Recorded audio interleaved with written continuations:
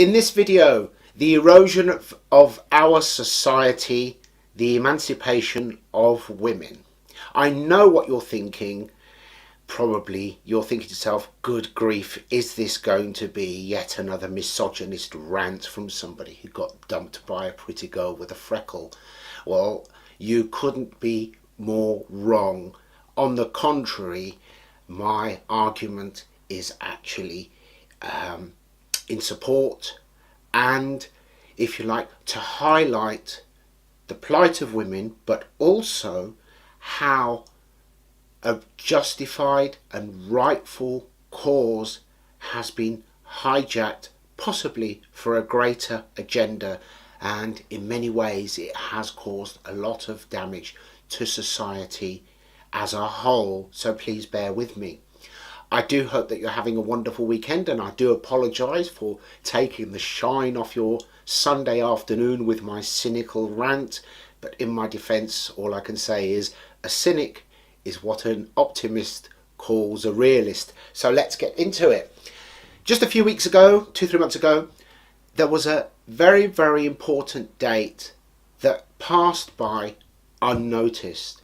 So much so that I'd made a note to actually recognise that date and make a video, write an article about it, and I didn't give it too much consideration because I expected to hear about it in the media, and I didn't, and I totally forgot about it until a few weeks later. That date is the 18th of August 1882, 140 years ago.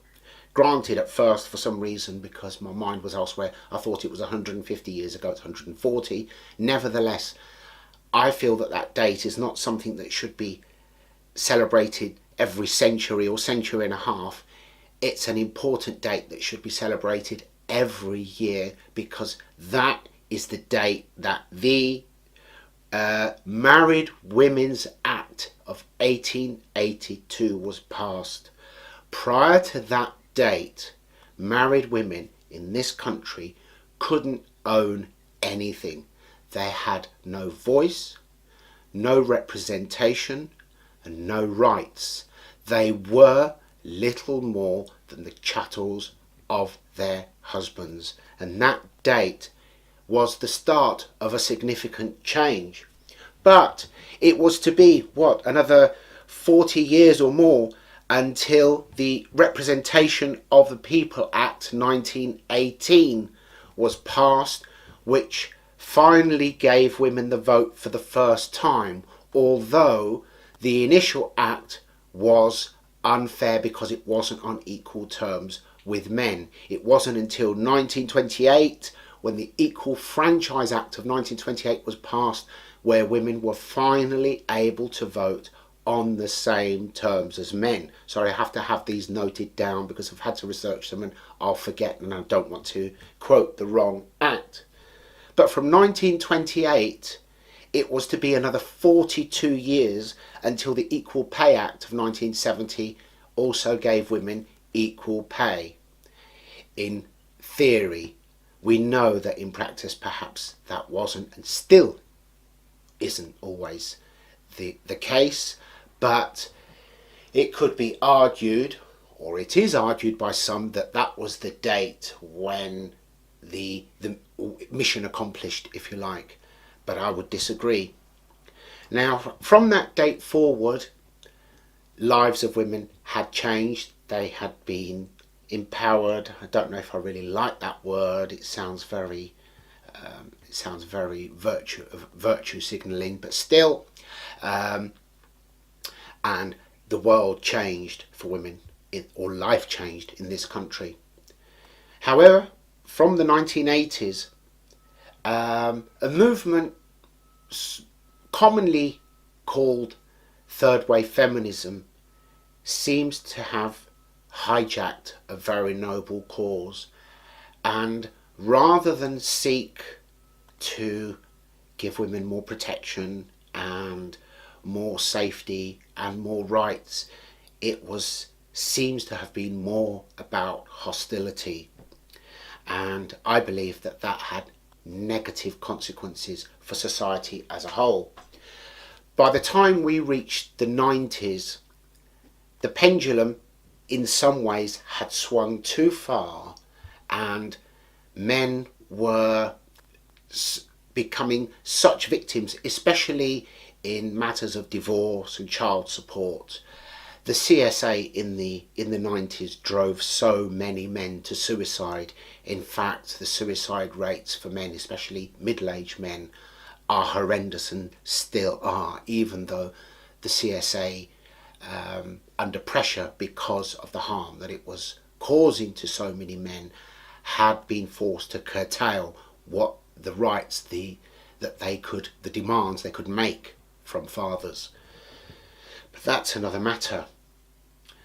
There has been another consequence of all of this, is that over the last 3 or 4 decades, for various reasons, men have begun to withdraw from relationships, from marriage, from fatherhood, from life as a whole, and an increasing number of young men, under 40s, under 30s, are literally withdrawing to their bedrooms with their Xboxes and pornography. And that brings us to a very, very sinister point. There is a case, an ailment caused by extensive indulgence in pornography, which is actually has a medical term. It's porn-induced erectile dysfunction, and that is where men can become so accustomed to pornography that they actually almost can't engage in real life sex.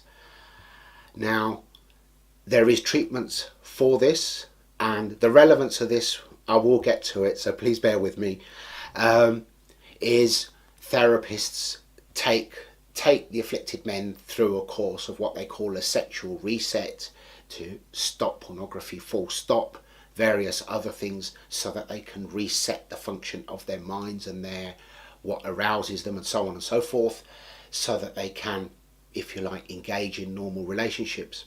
The danger is that with youngsters being exposed to this through puberty, that their minds are moulded with pornography, and the damaging effects can actually be permanent.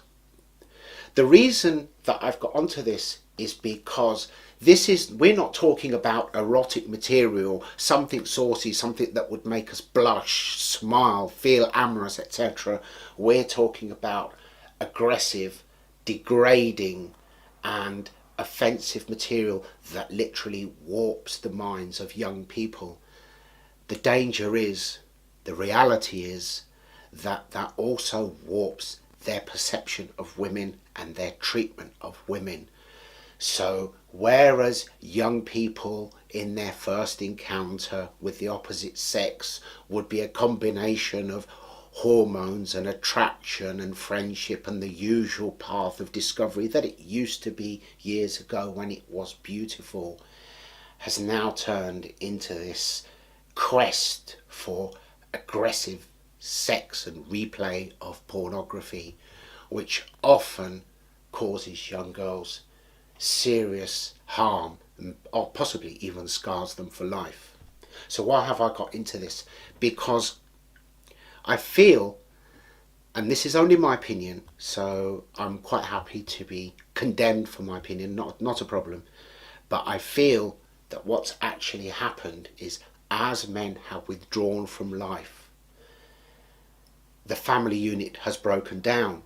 And whereas just a few decades ago, men in their early 20s would be happy and willingly get married and provide for a home, a wife, a child, etc., they're loath to do that now, not only in their 30s, but even up to their 40s.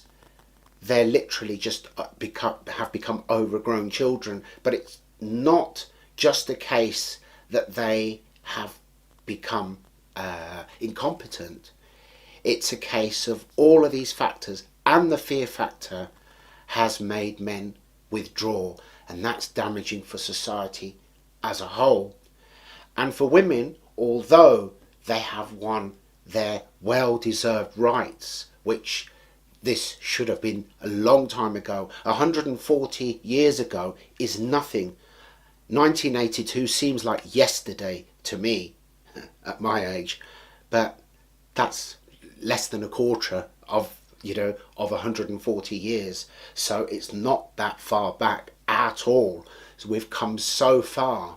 But now we're in a society where women are pressured to put career before family through their 20s, through their 30s. They get to a point where they instinctively want to have a family, and then they struggle to find a suitor. They struggle to find somebody who would actually take the responsibility to be a father figure, to be a husband, to be a provider. This is not an assault on men. I'm just saying how society seems to be going. Increasingly, women take the decision to go it alone, or they are forced to go it alone, meaning that they not only have all of the pressures of a career, of work, which they more often than not perhaps have to work harder for the same degree of progress as men within the workplace, but they have all of the physical and emotional issues of being a woman and a mother at the same time. So in many ways, life for women has become harder than ever, and in parallel, younger men are increasingly just absolving themselves from life, from responsibility, withdrawing to their bedrooms, or at best, they literally almost think of women as a commodity, and if one is out the picture, they can always go to Tinder and get themselves another one. But there is an additional factor which is even more sinister, is the mindset that pornography is creating in men, is causing an increase in sexual assault against women, rape, and just general lack of respect for women. I believe that these 3 points are probably now in our society the worst that they have been in modern history, which is totally catastrophic. And on top of that, and this is where it connects, or I hope that you can see how it connects to where we are with housing, with cost of living, whoever it may be, and I'm not going to get into the conspiracy side, but I will just stick to calling this a tentacle of the beast that seeks to divide and control us. By breaking down relationships, breaking down the family unit, breaking down our communities, they are turning us into loners, confined to our 35-40 square meters of new overpriced space from the developers, who I'm not that keen on. And divided, we have no voice, we have no power, we have no influence, because it is the strength of the family unit and the community where society can change. And if you destroy that, then you eliminate the voice of the people to fight back. And think about it. How much lessened would the cost of living crisis be if you were not living alone and you were living as a family unit of 2 or 4 or 6 or whatever the case may be? We have been indoctrinated to live as loners and fend for ourselves and have nobody to support us or help us to voice our objection to anything that happens to us or around us. And once again, I believe that this is yet another factor in the path to some sort of totalitarianism, and I don't know what it would look like, but as I look forward and put all these points together, I find it very sinister and very, very worrying. And I would like to close on this point finally. It's actually a question, albeit justified, of course. Has society, be it for political reasons or just for show, has society focused so much over the last few decades on rights for women that they have forgotten something equally or even more important than that, which is respect for women. Because when respect for women in a society wanes, society will invariably collapse. Quite a heavy one. Anyway, I'd love to hear your thoughts, and I will be back with yet another topic on this theme very soon. So I'll see you in the next video.